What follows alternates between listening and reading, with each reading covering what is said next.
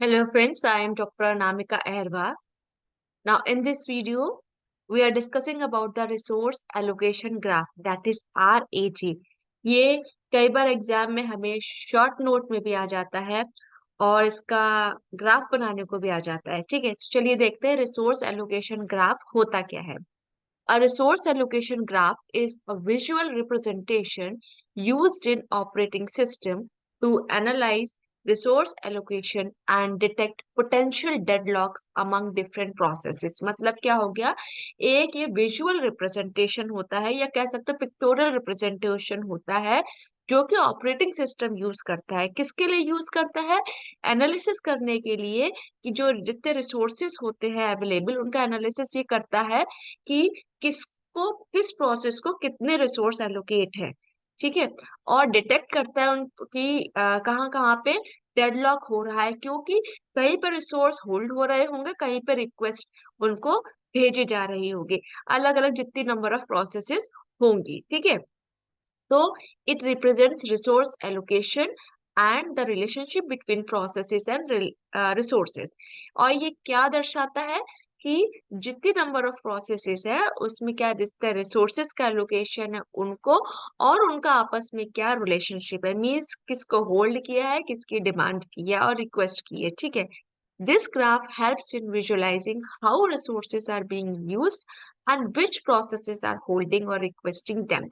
मतलब ये जो ग्राफ है बेसिकली हमें जो विजुअलाइजेशन में हेल्प करता है, कैसे कि इससे हमें पता चलता है कि क्या बोलते हैं, कैसे रिसोर्सेस कहाँ पे किस प्रोसेस के लिए यूज हो रहे हैं और प्रोसेसेस ने कितने रिसोर्सेस को होल्ड करके रखा है और रिक्वेस्ट करके रखा है। तो इसमें ओवरऑल हमें पता चल जाता है कि एक प्रोसेस को सपोज एग्जीक्यूशन के लिए एक रिक्वेस्ट होल्ड है और दो प्रोसेसेस की जैसे रिसोर्सेस की रिक्वायरमेंट है। ठीक है, तो रिसोर्स एलोकेशन ग्राफ में क्या होता है, दो चीजें होती है। पहले हो गए नोड्स, दूसरी हो गई एजेस। नोड्स को हम वर्टाइसेस बोलते हैं, एजेस को हम एरोज बोलते हैं, उससे हम रिप्रेजेंट करेंगे एजेस को।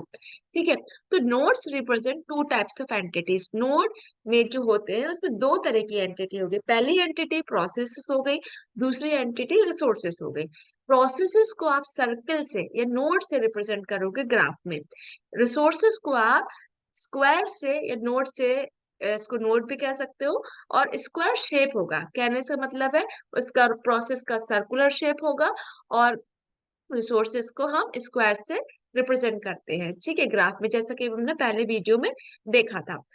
एजेस क्या हो गया, एरोस मीन्स एरो बताते हैं कि रिक्वेस्ट कर रहा है या होल्ड कर रहा है। ठीक है, तो edges represent the relationship between processes and resources. तो प्रोसेस और रिसोर्सेस का क्या आपस में रिलेशनशिप है कि वो उसके पास है या किसी दूसरे प्रोसेस के पास है, तो वो चीज यहाँ रिप्रेजेंटेशन होगा इसमें। तो an arrow from a process to a resource node indicates that the process is currently holding that resource। मतलब क्या हो गया, प्रोसेस से अगर रिसोर्स की तरफ कोई एरो आ रहा है तो मतलब उसने उसको होल्ड करके रखा है। ठीक है, अब an arrow from a resource to a process, अगर रिसोर्स से प्रोसेस की तरफ जा रहा है, ये क्या इंडिकेट करेगा, the resource has been requested by that process. Request क्या, उसने रिसोर्स को रिक्वेस्ट भेजा है। ठीक है, तो this way the graph visually display with processes are holding और रिक्वेस्टिंग विच रिसोर्सेज। इस तरह से क्या हो जाएगा कि हम ये देखेंगे किस प्रोसेस ने क्या होल्ड करके रखा है और क्या रिसोर्स को रिक्वेस्ट भेजा है। चलो इसको अपन एक डायग्राम के थ्रू देख लेते हैं तो ज्यादा हमें क्लियर समझ में आ जाएगा। ये हमारी क्या प्रोसेस है, प्रोसेस वन है, ये हमारा रिसोर्स वन है।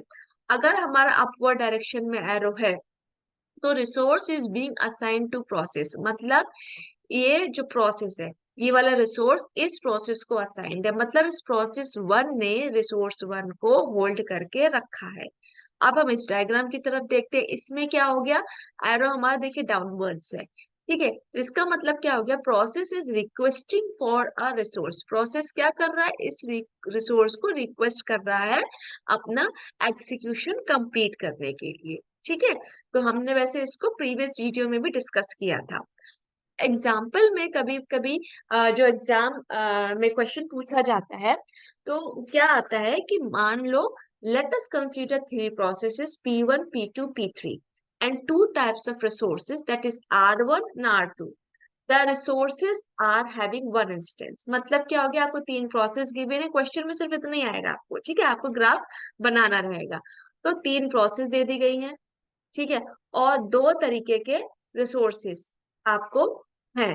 अब resources are having one instance each, resource में क्या हो रहा है, एक, कम से कम क्या, एक प्रोसेस के पास तो वो रिसोर्स होगा ही होगा, ठीक है।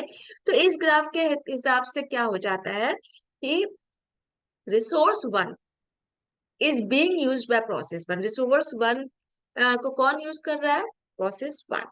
Process two is holding resource two, process two ने रिसोर्स टू को होल्ड करके रखा है और अपना काम कंप्लीट करने के लिए रिक्वेस्ट कर रहा है रिसोर्स वन की, ठीक है। P3 ने क्या कर रखा है, P3 is waiting for resource one as well as resource कौन सा, टू। तो वन और टू उसने क्या करके रखा है, दोनों को होल्ड करके रखा है, सॉरी रिक्वेस्ट करके, मीन अपने प्रोसेस कंप्लीट करने के लिए इसको दोनों की जरूरत है। और इन दो प्रोसेस में क्या हो गया, इसको एक एक की ही जरूरत थी और एक एक उसने होल्ड करके रखा था, ठीक है। तो इस ग्राफ में हमें ये कभी आता है पूछ एग्जाम में कि आप ये बताइए कि ये डेडलॉक फ्री है या डेडलॉक हो रहा है इसमें। तो देखिए, the graph is deadlock free since no cycle is being formed in the graph.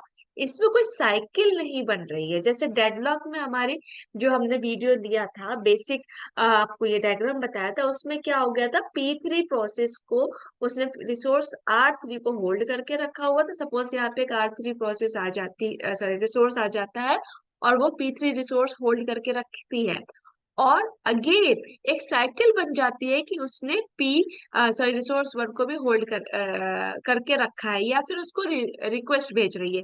जैसे कि इसमें रिक्वेस्ट तो भेज रही है लेकिन इसने कुछ होल्ड नहीं कर रखा, मीन्स ये फ्री है अभी, ये फ्री है, तो इसलिए यहाँ पे डेडलॉक फ्री हो गया। अगर यहाँ पे एक रिसोर्स को ये होल्ड करके रखती है ना P3 प्रोसेस, तो मेरा क्या हो जाता है, डेडलॉक, ये यहाँ पे साइकिल बन जाती है तो डेडलॉक हो जाता है, ठीक है। तो इसमें क्वेश्चन में जैसे आपको सिर्फ दे दिया जाएगा, आपको ग्राफ बनाना रहेगा, या ग्राफ दे दिया जाएगा, आपसे पूछा जाएगा कि आप बताइए ये डेडलॉक इसमें हो रहा है या डेडलॉक फ्री है, ठीक है। तो this is all about today's session. Next उसमें हम फिर से मिलते हैं एक नए टॉपिक के साथ। तब तक आप इसको पढ़िएगा, फिर भी कोई डाउट होता है तो पूछिएगा, कमेंट बॉक्स में लिखिए। Till then, thank you and take care.